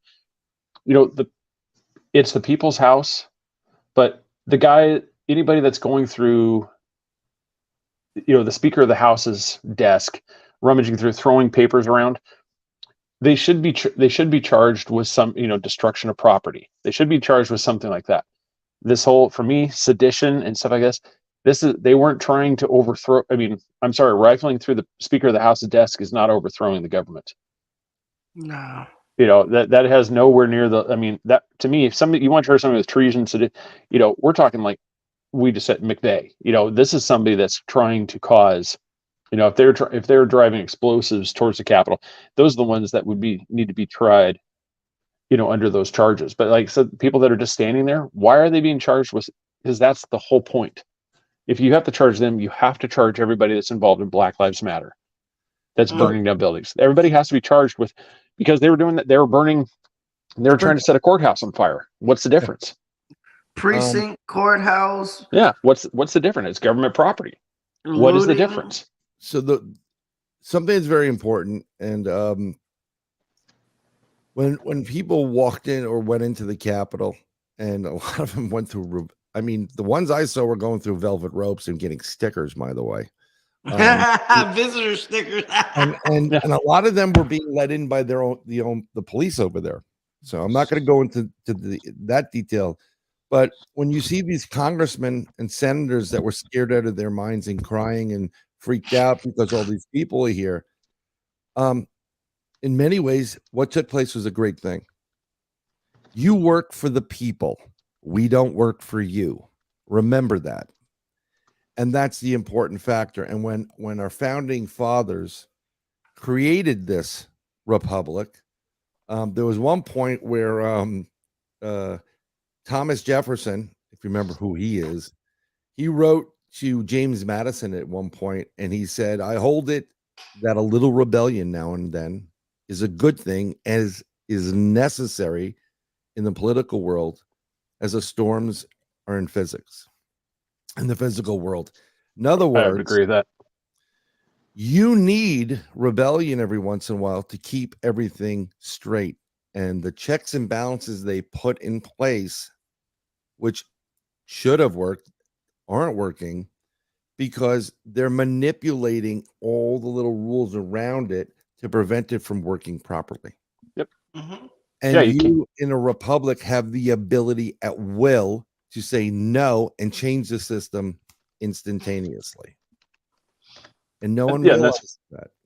that's the thing. You wonder, because like you just said, it's right there spelled out, whether it's the Federalist Papers, and all the writings of the founders, they all talk about that, how this is the necessary function to keep it in check. Yep. And then, but yet you hear like what happened after January 6th. This is the most dangerous thing that's ever happened to our country. This is, trying to remove it's like what their statements were in absolute opposition of what the founders said. Yep. Did they say we demand that every few years people storm the Capitol? It isn't. No, they just said when it gets to the point to where the government doesn't listen to the people must stand up and get that power back. Great. And they built it into the Constitution. Yeah. It's built into the documents that started this country. Yeah. I mean, in many ways, the Constitutional Convention is another way, with the states to rein in a federal government that gets out of control. This is, and that's where, when you see people like this, I think one of the reasons why they're cracking down so hard on it and trying to ensure that nobody talks about it openly is because they know, Brian, what you just said is the truth. And the more people that understand that just because you go and you demand that accountability, you demand, answers for these things, doesn't make you a subversive, doesn't make you a terrorist, doesn't make you a hostile, a traitor. It doesn't make you these things. It makes you somebody that is demanding accountability. But the problem is, it's also up to the individual to not then go too far beyond that part. Because if you go beyond the scope of demand, the accountability aspect, then you are in that level of, blowing up the Oklahoma City, building. That is not holding government accountable, demanding accountability. You've gone too far. But going before a city council, going before the Oklahoma, Capitol, and demanding answers, that's in that's in our founding documents. The problem is that the parties, both to blame, and what's going on politically with things, they're making people that are normal people that just want to live their lives, be it the Christian people. They're attacking people of Christianity right now, and the religion, because I'm a live and let live type of person. I don't care what you are or your sexual orientation. As long as you don't mess around with kids, we're good. Do whatever you want, live your life. Okay, you want to be married, and go ahead, go be as miserable as everybody else that's married. And we'll tax the crap out of you. Except Craig. Except Craig. Craig loves his wife, and I love my wife too. I love my wife. I love my life. The whole point is, yeah, you better start sucking they're us, taking sir. things that made this country great and what it was, and they're now making it. Oh well, that's you know. I don't want to get political, but they're making it as if you're a terrorist now because you don't subscribe to their philosophy. Well, the whole world in this country, where we have the right to agree to disagree, and we do not have to accept what you're doing, and we have a right to speak up against it. And this is where it's going. That we're in such a tense movement right now, ever since the last 2.5 years or whatever, when they put everybody away and they're trying to force things on people. You can't do that. And people sure as heck, when you see the weaponization of any part of the federal government, when you see them hiring more agents for the Internal Revenue Service, and now where you have to tell everybody if you deposit $600 or withdraw $600 or more, they're peering into every aspect of your life right now. And if you think it was bad back then in the 80s and the 90s and 2014, you're in for a treat if it's digital. Yeah, you think, they talk about, well, we have money. So you're gonna borrow money so that way you can hire 86,000 people as IRS agents to go after money. How about we reform the tax code?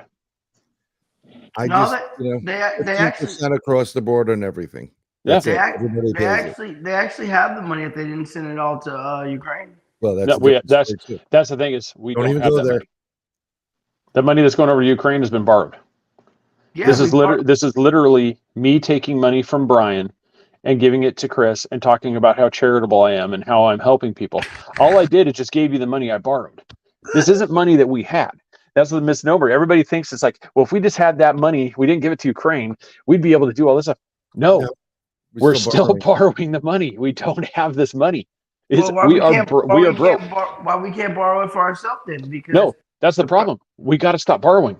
We are right. broke. You're we right. are broke. The You're problem right. comes into play because the countries get to a certain point, and with the inflation, the hyperinflation, look at your history books and look at a physical history book. Don't look at it electronically because they can alter anything they want at that point. But with that being said, wars have fought over stuff like this. And where are we right now? Well, there's these mysterious objects coming from China. What's the latest news? Something was released by China. They're focusing you now on China or Russia, and we have to, defend whatever. They want a war, so that what happens in war, if you win, all your debts are gone. Right? That's what happens. Yep. But if you lose, you're really screwed. Yeah, and that's just it. It's you have, the theater changes. It goes from South America to Middle East to now the theater seems to be going towards Asia again. Yep. And so it's really, there's a lot, like I said, we'll try to wrap it up here because good Lord, we're an hour and 41 minutes. My God, time flies when you're having fun. It was fun doing this show. I'm glad we lasted this long. Oh yeah. Well, that's why I said, as long as you deal, that's why I tell people, as long as you deal with stuff that's not, it's not like this explosive stuff. I go, typically you're okay. Typically okay. It's when you just make the outlandish claims. Yeah. They're turning the friggin' frogs gay. That's usually when you start having some problems. When you start naming a corporation that's putting stuff in the water that's turning the friggin' frogs gay, and that's when all of a sudden you're like, man, what happened to those Three Beards guys? Those you guys used to be on every Wednesday. Yeah, they got banned. Yeah. The old but no, the thing that helps us too, and Laura, thank you again. You gave us stars again. That was very nice of you. I really appreciate that. Yeah, Emily, I thought the frogs were gay. Normally, I would chat with you guys. I'm not able to chat right now, but I've been reading all the comments, and I appreciate the comments, and there's some really good ones in there for everybody. Yeah, so definitely, and that really helps. Just you guys are amazing on the comments. Just keep that up. That community just keep growing. I mean, where did these gay frogs come from? I don't know. That was one of Alex Jones's claims that he saw. Oh, they were putting chemicals. They were putting chemicals in the food, which is getting into the water supply, which is turning the friggin' frogs out. It's turning the friggin' frogs gay. I've seen the tanks of fish people gulping in the tanks. Frog said the other one. So who kisses the gay frog? Somebody who wants him to turn into a wonderful prince, I guess. Will it no longer be the princess kissing the gay frog? Well, if it's a gay frog, then I'm assuming it's going to be the guy that wants a prince, or the girl that wants the princess. I mean, I'm assuming. I mean, I don't know if they've just got a symbol, like you flip it over and you see the underbelly, you know what you're getting after you kiss them. I don't know. You like it's a rainbow. You bet. Rainbow frog. I don't know. We're speculation here. I don't know these things. I haven't tried to check. But get Alex Jones on as a guest. That would be something, wouldn't it? Greg. Every time I'm here, I get it. Okay, Alex, break it down a level. You may get in trouble, but ask him. Yeah, that's. I think you do. Wouldn't that be fun? Yeah, right now he's got some legal things. They're basically suing him for pretty much anything and everything over this stuff. I think he's already had like judgments of like billions of dollars against him. They won't get shit from him, but no. Continue on. Yeah, I think he said something like they're gonna they're going to sue my cat or something like that. Yeah, he's thought that they're going after everything. But yeah, it. Back to the stars. Thank you for that. That's that really helps. What we should say. I think I kissed a gay frog once that one night in East Palestine. Thank you for those gay frogs. Oh, Special. oh my God. Yeah, that. We need to do it probably in a show just sometime, geared on that one, because that stuff that's going on right now with no, well, maybe that's what's going to come from the they're testing the water right now, and they actually, I saw one video where the guys think, if God help us all, if they're finding dioxins in the water supply. You're welcome for sharing that one. Well, what about the train right now with 30,000 gallons or 300,000 gallons of propane in Florida? So let me ask you a question. We're at an hour and 45, but what is just going on with the railroad? Is it every toxic car is going to turn over? I'm starting to think this stuff is planned. If you overlay, and I'll show you a map, and if you overlay a certain voting map on top of where all these accidents are, it's by all the red states. I don't think that's too bright, to be honest with you, because some of them people are already loose cannons. So if you kind of put toxic material in their neighborhood, the little Johnny's going to be like, I don't know, I'm special now. We're going to go take it over. Yeah, we got, like I said, we've got, friends of the show. I'm going to be on Joey. I'm going to get, his show tomorrow. We're going to be talking about Operation Condor. And, he's not far from East Palestine, either. So it's, tomorrow's going to be a fun one. There you go. Yeah. There. And look at the map. Can you see it? That's where all the problems are. And that's the map. Looks pretty familiar, doesn't it? How do you that's one of those things. Yeah, we follow the money and you start seeing the things. Yep. Like who owns what. I think what we'll see coming down, we speculated that I think on the last show, is where I would not be surprised if this becomes the call that these things are too dangerous to be transporting. It must be, must not be allowed. Some must, there needs to be a moratorium on all hazardous, things being transported on our infrastructure because it's not safe, which further fragments the population. And I said I would not be the least bit surprised. 15-minute cities, Craig. Mm-hmm. Oh, did I say 15-minute cities, Craig? There might, like you said, there might be something about a nation, a group of nations that get together and meet in New York that came up with something around the numbers 20 and 30. Yeah. And they had meeting agendas about this. And it was a 20 and a 30 that came together. 15 minutes. Let me think about it. 15. Yeah. Something about cities, 3 blocks in Florida in 15 minutes. You guys don't even, it's like, there's no way it would work down here. Well, and that's, like Laura, there shouldn't be, this, because what a lot of this stuff is like some of these chemical compounds, they make the plastic clamshells, that you use for foods. They make the stuff that we have, on a daily basis. But what happens is like the stuff that East Palestine, it's there, but what they did is they detonated it, burned it. Well, that changes the chemical makeup now that it's been burned, and now that falls back down, gets into the water system, and that breaks down even more in some of those things. So what was initially transported wasn't that. That's just a byproduct of the process. And if you don't have any if your water's messed up and your land's messed up, you can't, that means the animals that eat it are poisoned. You can't farm on it. You can't hunt and sustain your own life. You're dependent upon government for your food, water, and services. And if anybody knows this, whether this is true or not, I've heard this rumor that one of the things that was passed, fairly recently through some of the past few years through Congress and stuff, is that if a land is deemed toxic or danger, that it can be taken over. I don't know if this is true or not. So if anybody does know this and you can send that stuff to me, I'd like to read about it. But I've heard that from a couple people, and it's one of those, I don't like to just go sharing stuff unless I can verify it. So it's one of those things. If anybody knows if that is the case, or if that's just one of those rumor mills that goes wild, so that would be cool. But yeah, and like I said, the dioxins, it's like Agent Orange, like I said, and it hits you literally on the DNA level. Yep. Actually destroys your DNA, but that's a different story. Yep. We're all good anyhow. See you in heaven, everybody. So now everybody go get some wet rest. I know you're going to be sleeping great now. Yeah, so go ERT Radio, Mixler.com/ERT Radio. You can set your account there, get that all set up, and then you can listen to great shows like this.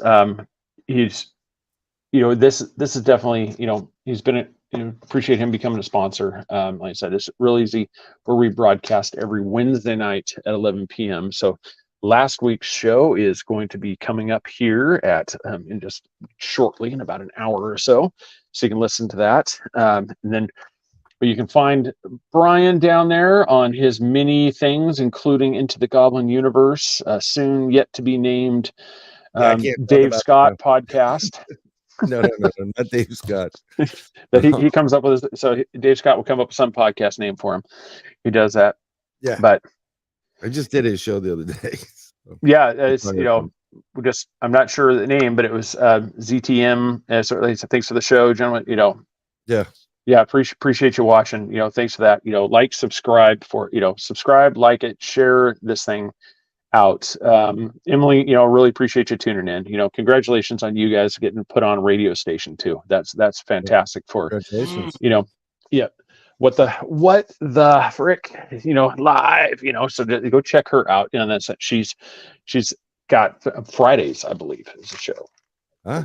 It's Fridays. Right. Yeah. So just check that. Emily, correct me if I'm wrong, but I want to say it's on Fridays that you have. I think it's 9 p.m. Eastern time. But yeah, definitely check that out. She goes in a little more depth, say has more balls in saying the stuff that apparently I can't say. So totally different mechanisms, but yes. Yeah. So gotta have a pair of ovaries to do what you does. 7 p.m. Eastern time, what it is, and 107.7 FM New Orleans. So yeah, check that. Nice. Check them out. I appreciate for all information that she passes along too. So everybody like, share, subscribe. Yep.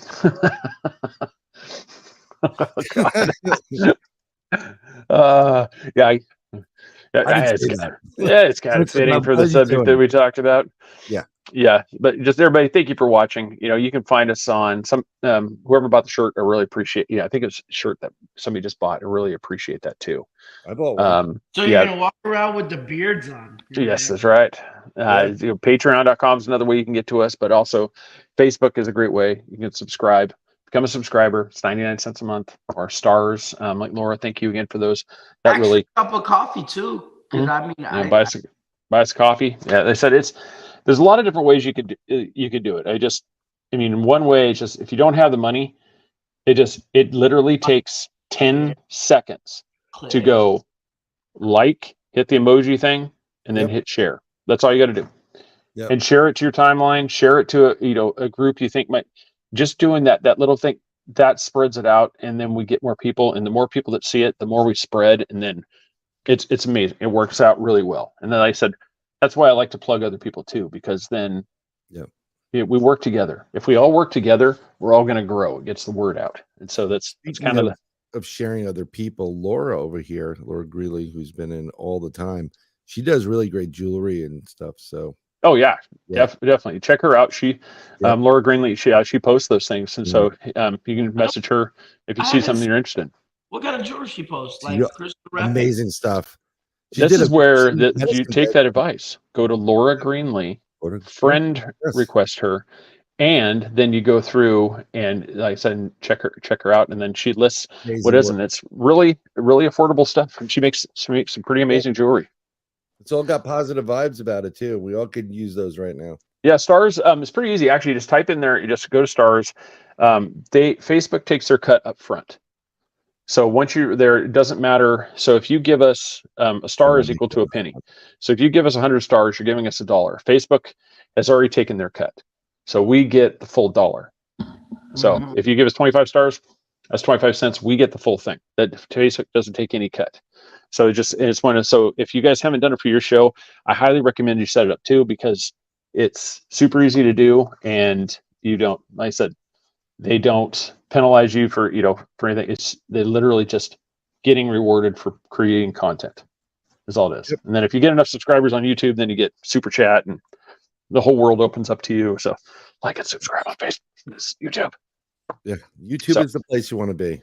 I know you guys are on Facebook right now, but do the YouTube side for a little bit. Yep. And that's actually been growing. I mean, we've been steadily picking up there. And so like I said, I really appreciate that to everybody. So more people, so like I said, ZTM, really appreciate it. Make sure you like, subscribe, to us, please, share it, and just encourage other people to do the same. But everybody, get to bed. It is late. Go to bed. Get some rest. Take something, take something to get your mind off of it, whatever that is. We're not going to, if it happens to be an oregano wrapped up in a paper, hey, that's what you do, So, but everybody, thanks again. Appreciate it. We will be back next week talking American cults. That's going to be fantastic. So yeah, so that's going to be a good one too with Jim Willis. So everybody, good night, get some rest, and we will see you on the next one. If I can find the thing here. Good night.